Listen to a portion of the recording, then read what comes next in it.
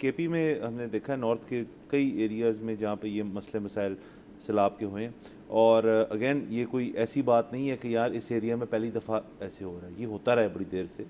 और इसकी आपको सोशल मीडिया पे बड़ी तस्वीरें 2022 और 2025 के मनाजर जो हैं वो बिल्कुल एक जैसे लग रहे हैं आपको। तो इन 3 साल में कोई इसके ऊपर तवज्जो नहीं दी गई। ज़ाहिर है जो गवर्नमेंट मौजूद है केपी में अभी वही गवर्नमेंट थी 2022 में और उनसे अब सवाल किए जा रहे हैं कि ये क्या है। लेकिन आज हम बिल्कुल भी उस सियासी किस्म का प्रोग्राम नहीं कर रहे, लेकिन ज़ाहिर है उस पॉलिटिकल पार्टी जो है उनके और बहुत सारे जो मसले हैं वो खड़े हुए हैं।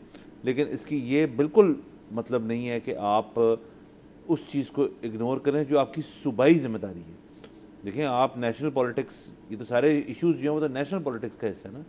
जो आपकी सूबाई ज़िम्मेदारी है उसको अदा अगर आप नहीं करेंगे और इस किस्म की चीज़ें होंगी तो एक दिन आएगा जब आप फेस सेविंग नहीं कर पाएंगे अपनी नेशनल पॉलिटिक्स के पीछे।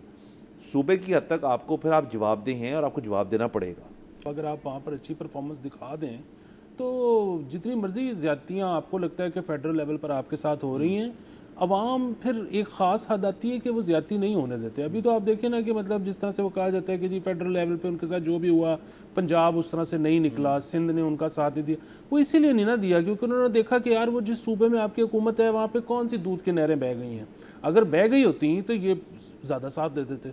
सो पहली जिम्मेदारी तो वही होती है कि जिसने आपको हुक्मरान बनाया है उसकी आप जो है वो उसका काम ठीक तरीके से कर रहे हैं कि नहीं कर रहे हैं। अगर आपने वो कर दिया तो कोई नहीं रोक सकती आपको। और सर मेरा तो अपना ख्याल है कि देखें केपी की जो अवाम है उनके हद तक हमें इस बात का अंदाज़ा है कि वो अपनी गवर्नमेंट बदलते हैं।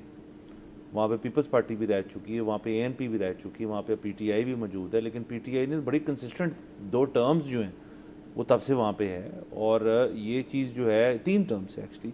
और ये चीज़ जो है ये अब केपी की जो अवाम है यही इसका जवाब दे सकते हैं। और इफ़ दैट मीन्स कि जी जो बानी पीटीआई हैं उनसे छोड़ना उनको या उनसे अलहदगी करना, इफ़ दैट्स इट, तो वो केपी की अवाम कर सकती हैं। हमने ये पहले भी देखा कि ऐसा हुआ है। तो आपको परफॉर्मेंस देनी पड़ेगी। आपको एक बहुत बड़ा एक सूबा जो है, एक बड़ा ज़बरदस्त सूबा जो है उसकी ज़िम्मेदारी दी हुई है।